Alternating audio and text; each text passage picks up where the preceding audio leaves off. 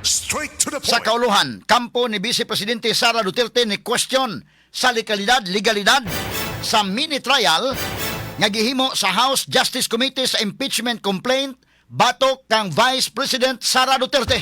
Straight to the point. Gahapong adlaw mahigala, padayon gyud ang ilang hearing, bahala na mo din og nagkalisod ng kalibutan. Bahala na mahigala og nabisi naggira na sa Middle East.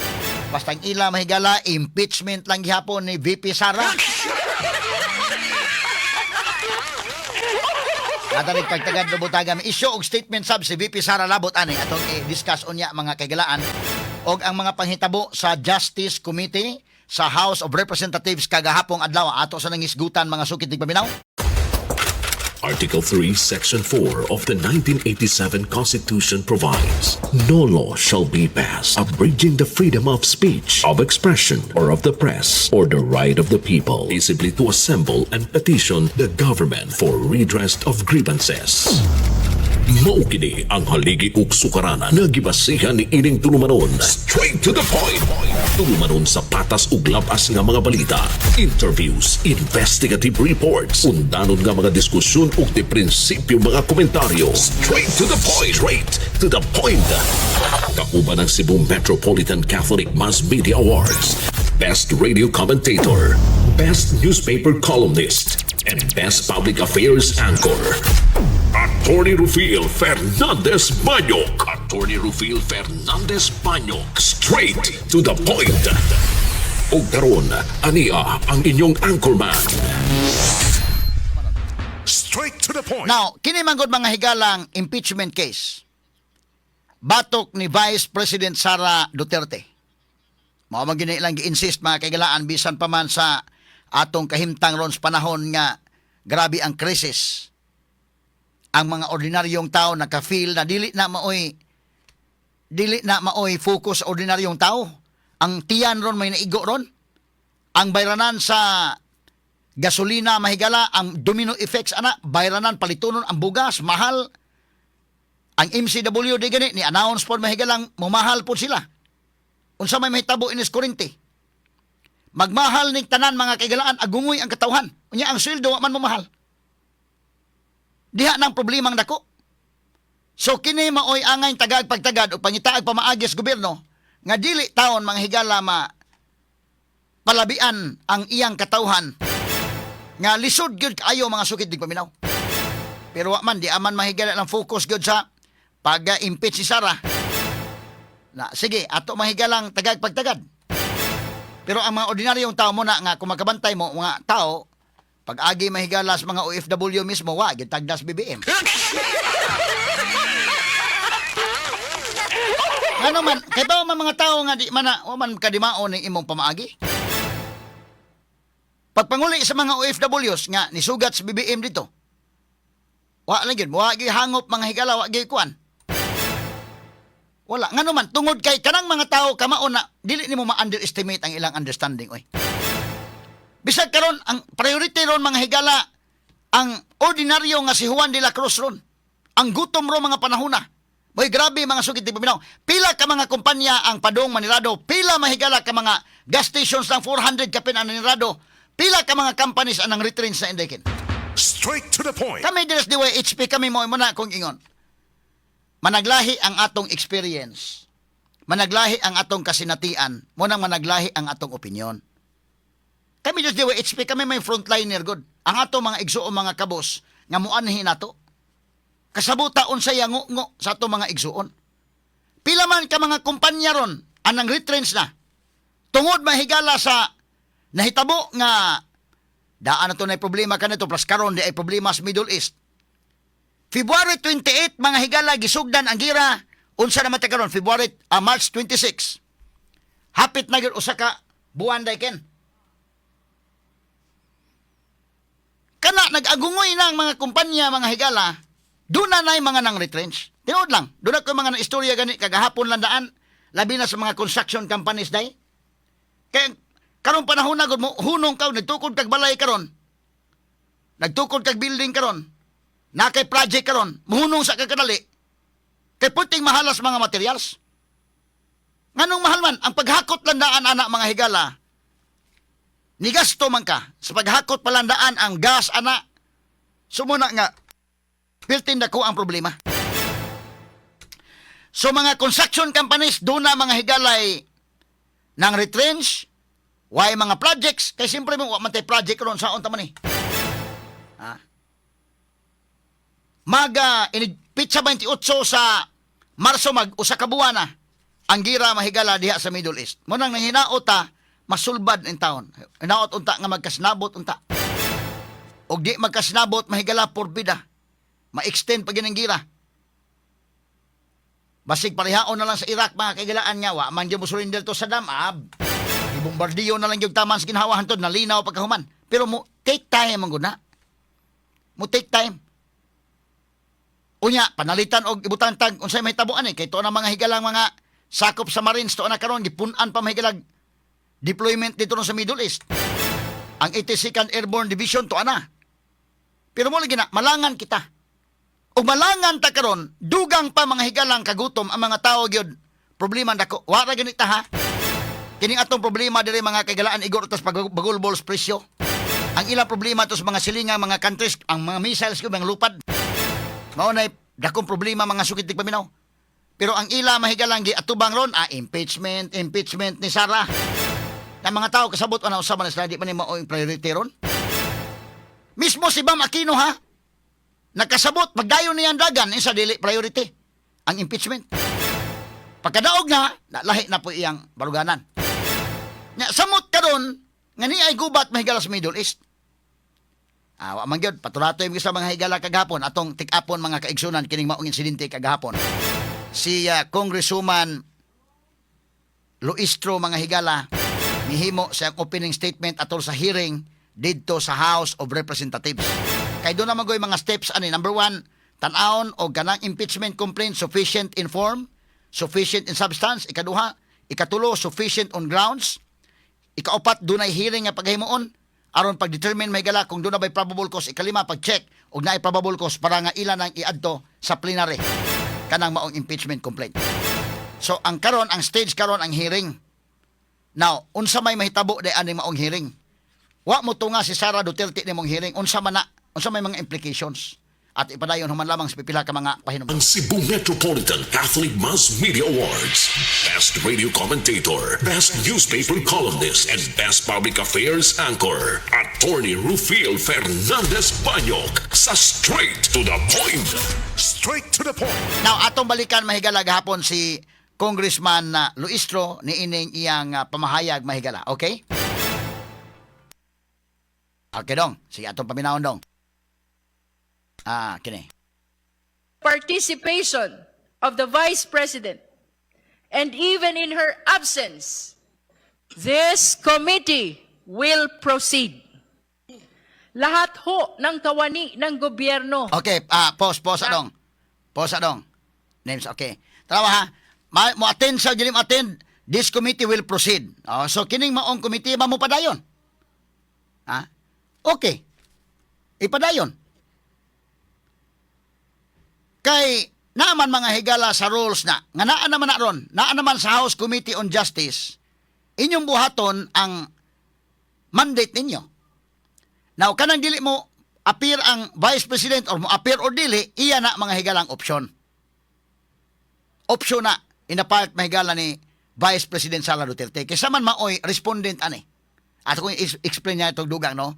Ngano nga iya ni mahigalang option. Pero kining hitabo aday kin murag gid mga higala og kuan ay. Murag gibulin la mahigala ang Vice President ani. Kanang ila mga mandar mahigala. Pero sige lang, ato paminawon mga sugid tig paminaw. Mo ni ang opening statement. Okay, proceed kasamang names. Pamahalaan, iisa ang panunumpa, iisa ang pamantayan, iisa ang pananagutan. Ang panunumpang ito ay hindi lamang pangako ng panunungkulan. Ito ay panata ng pagharap sa pananagutan at paggalang sa saligang batas. Dito sa komite, susundan natin ang saligang batas.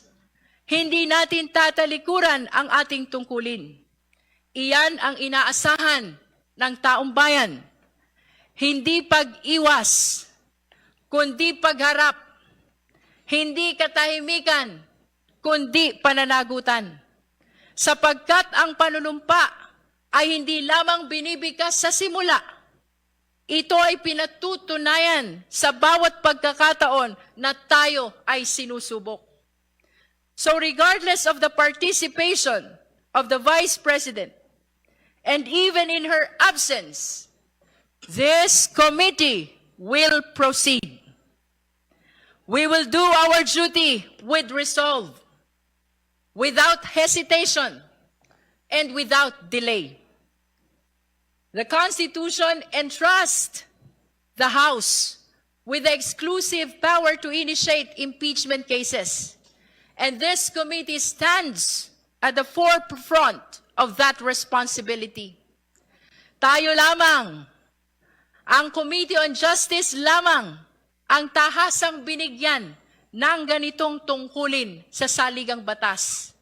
In the end, this is not merely a procedural exercise. This is a test of judgment, of conscience, and of courage. Let us proceed with diligence, with fairness, with honesty, knowing that our actions today will echo far beyond this chamber. And so we return to where we began. Sa huli, babalik tayo sa ating panunumpa.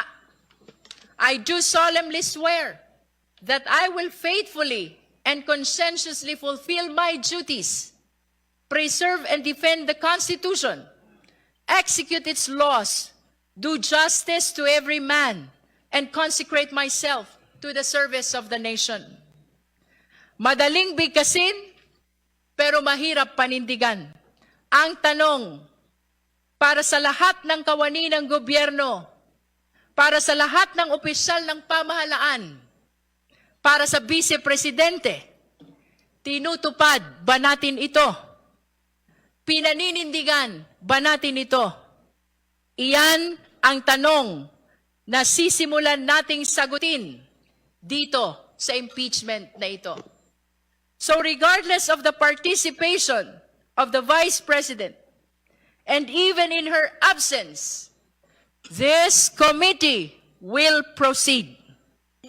Lahat ho ng kawani ng gobyerno, lahat ng opisyal ng pamahalaan, iisa ang panunumpa. Iisa. Okay, so mo ni may gala ang iyang opening statement kagahapon ni House Committee on Justice Chairperson Jerby Luistro mga sukin tigpaminaw. Nga ang iya mga higala nga kinahanglan bahala o wala si VP Sara ipadayon gyud. Bilib sa ko ni mga tawhana kini mga congressman no, bilib sa ko ini mga higala nga kuan. Kanang mo sulti day bahala na sila mismo. Way pagsalig ang mga tao kay mga buaya mahigala ni mga congressmen matod pas pagdudas katawhan gumikan sa kadaghang mga malita. Pero sila na may pasultion mo na sa malimot sa sila mahigala nga Hesus.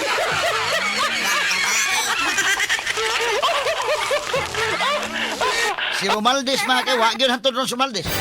Og tinuod gyud ka mahigala nga crusader gyud ka ba di ka gusto corruption. Wa man gyud mapis Romaldes day. Grabiha mga higala. Nya kini sa kibaw na sila nga ang power of the force naa mahigala sa lower house of Congress.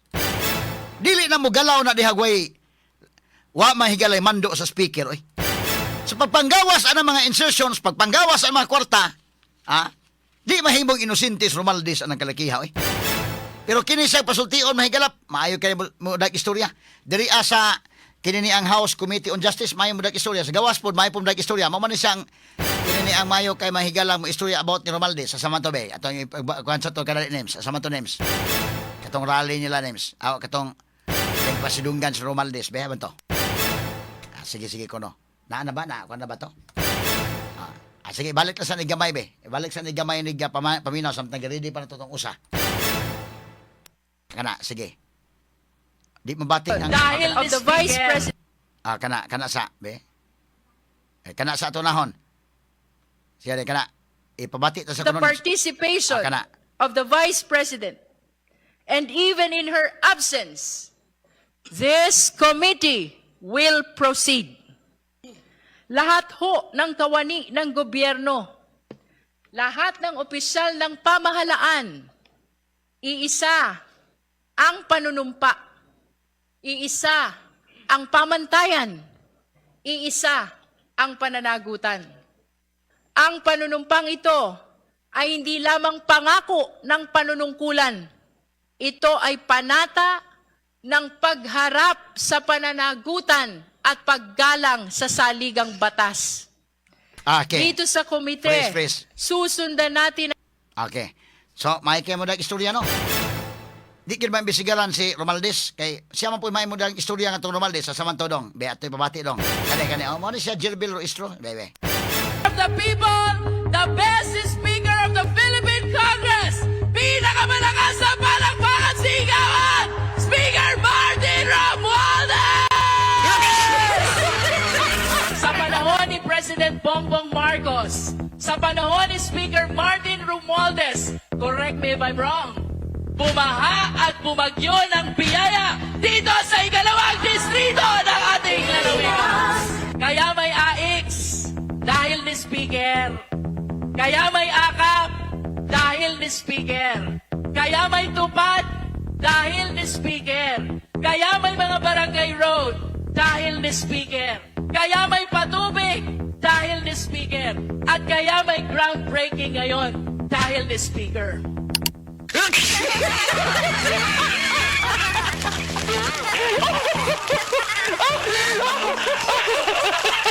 Mao ni may gala Jirbel Ruistro.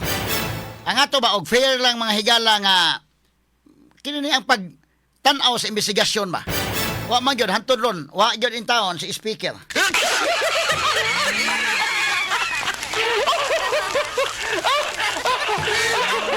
Ato lang gagi kato katawa mga sukitig paminaw. Si Sara gidutan og maayo mga higala. Ha? Okay. Unya, kining wa pag-attend ni Sara nasa mga pamahayag sa bani ato basahon kuno names. Wa pag-attend niya dito sa kini ang House Committee on Justice. Atong ipakita ning statement ni Vice President Sara Duterte kanis atong basahon. Mga kababayan, matud pang Sara, ang suliranin ng bayan ngayon ay ang nanganganib na pagsasara ng mga negosyo, ang pagkawala ng trabaho at ang hirap ng bawat pamilyang Pilipino dulot ng patuloy na pagtaas ng presyo ng mga produkto. Straight to the point. Tagaog man ni mga higala, pasinsala mo ni akong tagaog nga medyo gahi ning atong tinagaog gid kay. Pero importante masabot sa nato mga kagalaan nga ingon siya nga ang problema sa atong nasod karon mao kining mga kakuyaw sa pagpanirana nining mga negosyo, ang pagkaway trabaho kasi ako nang ingon dunay mga retrenchments karon, bisag ang MEPS gani day dunay mga retrenchment, Ginoo ko. Mao nay problema og ang hirap ng bawat pamilyang Pilipino, ang kalisod sa matag pamilyang Pilipino gumikan sa padayon nga pagtaas sa presyo sa mga produkto. Mao ni ang problema. Ang imbitasyon na dumalo sa pagdinig ng Committee on Justice ay tila ginagamit upang makabuo ng isang media narrative na magkaroon ng mini trial batay sa umano'y hindi ko pagsagot at hindi pagdalo. Straight to the point. Kini mahigala padako naman sa nila nga tanawa. Wa mo tungas BP Sara na. Dako sa na siya may wa mo tunga na. Okay. Mo na sa maghimo nig media narrative.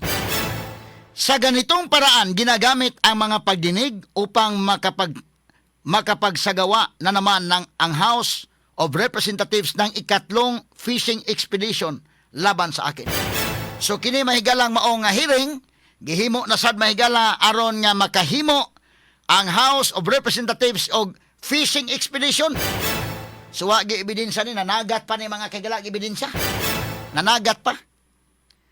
Muli inuna ang politika kaysa kapakanan ng milyon-milyong Pilipino na hirap dahil sa mahal na mga bilihin. Straight to the point. Ang mga ordinaryong tao ani kasabot sila. Mo na nga kabantay mo mahigala.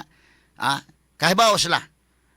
Sa Bisaya pa mga kagalaan nga tinaw nga giuna mahigala sa balik ko na to, ang giuna ang politika kontra sa kaayuhan sa milyon-milyon mga Pilipino nga nagkalisod gumikan sa mahal nga mga palaliton. Malinaw na walang patakaran na magsasabing kailangang personal nang dumalo ang respondent sa impeachment complaint sa mga pagdinig ng Committee on Justice.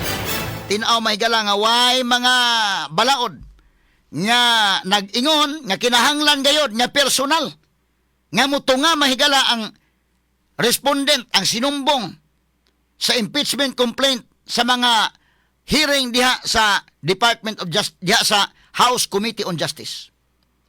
Naisumiti ko na ang aking answer ad cautelam. Sa ngayon, wala nang dapat pang gawin ang committee kundi ibasura ang mga reklamo dahil sa malinaw na kakulangan ng ebidensya. Samantala, mas pipiliin kong ilaan ang aking oras sa pagtulong sa mga Pilipino, lalo na sa pagbibigay ng paalaala, diretso sa mga komunidad upang maibsan ang hirap sa gastusin ng mga pamilyang higit na nangangailangan.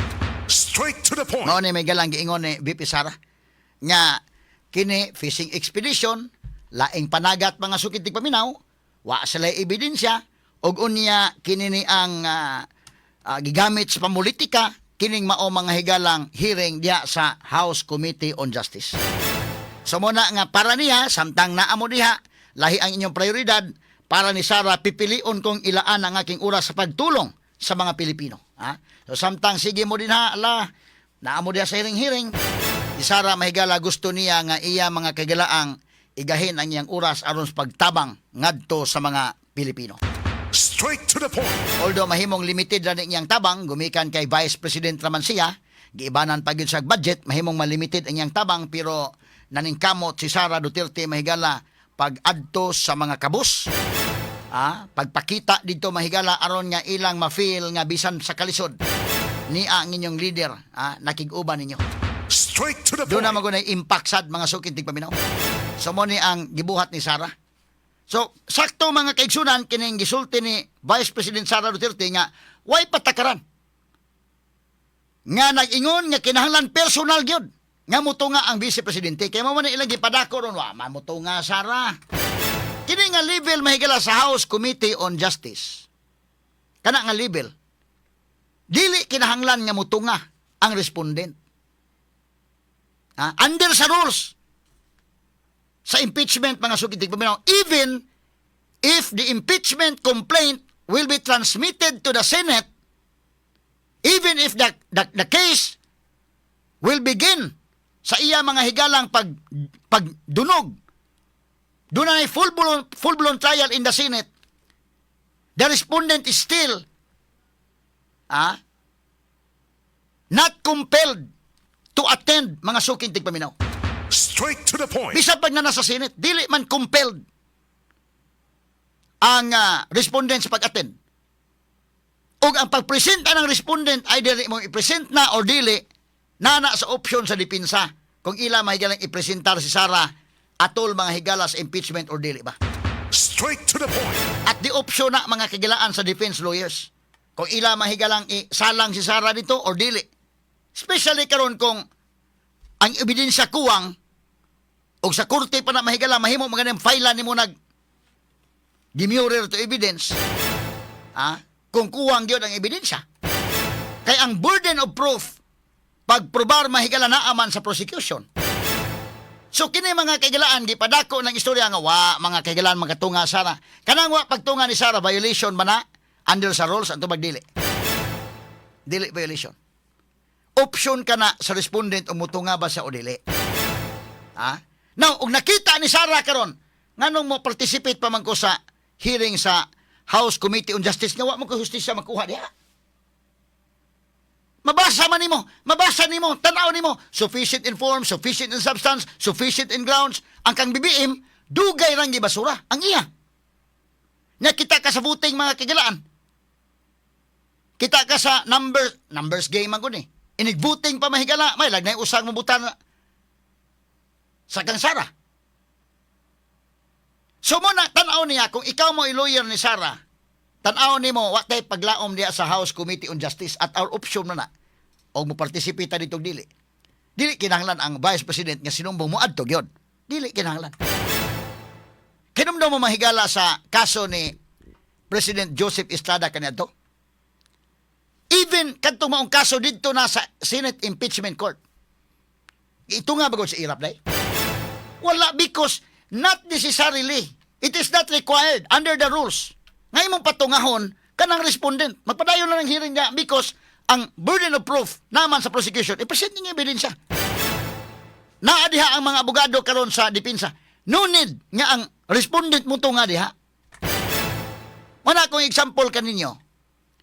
During the impeachment case against Irap Estrada, even during the impeachment case of former Chief Justice Renato Corona, wa man mo tungas Corona. Pagkatapusan na nitungas siya because it was the option of the defense to present Corona. Ilang man gi-present Corona day? Option na. Kadto sa si Justice Secretary Serafin Cuevas, mao lead counsel ato, iyang gi desisyonan nga i-present Corona. Ilan ang option? Makaproceed sila based on evidence. O dili mo to nga di, consider it as a waiver in his side. So kung ikaw may saragod, ikaw may abogadong Sara Duterte, pagtanaw nimo ining klasiha may gala ni ara House Committee on Justice kinsa man ni mga naw nga wa magi mo butar nimo ana day, wa na magi ka paglaom ana diha. Bisa pag-usaon nimo dispute ang mga quote-unquote evidence nga ilang i-present. No amount of reasons to controvert ni anang maong mga ebidensya nga ilang i-present. Nga magkapausap pa sa hunahuna ini mga tawhana. Tanaw ni mga congressman, bisa pag-usapan ni mag-appeal, wa na magkipaglaom. Dili na lang kaniha. So no need niya mo yung atinon si Sara diha. Even if the case will be filed already in the Senate, even if there is a full-blown trial in the Senate Impeachment Court, still the Vice President is not required and not compelled to be present during the trial, mga sukid tig paminaw. Straight to the point. Proceed lang mo. Kaya ka nang iyaman ang option, may ngusara di lang ko, adto lang ko sinit mo tubag, mo kay paglaom diha. Sa may paglaom ni mo na mga congressman, nga predictable man ang ilang stand. Predictable man ang congressman nga watay kuan diha. Watay mahim sa lapita. Lahi man sa Senate, mahigala doon na kay chance sa Senate, kay ang mga senador, manimbang man ang mga senador. Kaya mga congressmen mahigala, wa mo gud mag-agad sa mga issues nga nasyonal. Ang ilang giagad o kung sa ilang madawat gikan sa Malacañang. Kaya kung dili gud ka mo pasipsip sa Malacañang, wa sa kay project nga ihatag. Ang Cebu Metropolitan Catholic Mass Media Awards. Best Radio Commentator, Best Newspaper Columnist, and Best Public Affairs Anchor. Attorney Rufil Fernandez Banyok sa Straight to the Point. Straight to the Now, point. atong balik-balikan, mahigala. Now, with all due respect, kini mahigala under sa rules, ang respondent, di gina mo pugos ni mo nga mo atin personally. So, kana, dili na minister nga dakuon pa na, proceed na lang mo. Kana na ang House Committee on Justice. Pero imo nang i-provide because that is part of due process. Naman sa rules, ang buhaton magod mahigala sa House Committee on Justice. Once ang impeachment case i-file, diha mahigala sa Secretary General. Once maabot na kana sa House Committee on Justice, ang ilang responsibilities, mao pag-determine if the complaint is sufficient in form. Second, pag-determine if there is sufficiency in substance. Nya third, mahigala sufficiency in grounds. So, makuha na ang sufficiency on grounds, mag-hearing na. Mao kanang ikaupat mahigala nga proseso. So, hearing. But it does not mean nga kanang hearing kinahanglan nimo i-compel ang respondent to attend. Dili kinahanglan, wa sa rules. Manang sakto nang ingon ni VP Sara, wala man sa kwan sa ingon no. Malinaw na walang patakaran na nagsasabing kailangang personal na dumalo ang respondent sa impeachment complaint sa mga pagdinig ng Committee on Justice. Kana Committee on Justice pala na. But even if the impeachment case will reach to the Senate, even if the case will have a full-blown trial in the Senate Impeachment Court, dili gyapon nimo makumpel ang respondent to attend. Na kung i-present na may galang respondent or dili, nana sa option sa defense. Kung ilang i-present or dili ba ang respondent. Straight to the point. Muna ako example kaninyo, panahon may galang Irap, Estrada, dili minister mo ato sa Irap, basic as Irap, presidente kagod. Nakadaghang yatiman pag impeachment na mo diha. Yung siya mahukom ninyo, di okay. Not necessarily nga imong patungahon dito. Lahi ka na. Samot na at the level of the House Committee on Justice. Okay, nagkasnabutan ni Napita.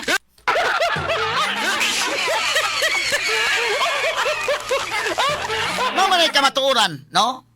Dili paingon nga unsa ba? Mo gini kamatuoran under sa rules mahigala. Di padayon lang.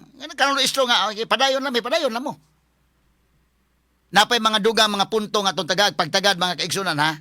Pero ang atong oras mo na hagipot magod mahigala to sang tagag pagtagad ni itong dugang maglaylin ra ba ni sa ligada sa satanay ha, kaya to sang tagag pagtagad maka-stress ni mga issues karon god. Not just number one. Simply dominant. Inyong napapakinggan ang best radio commentary program ng 20th Cebu Archdiocesan Mass Media Awards. Straight to the point ni Attorney Rufil Fernandez Banyo.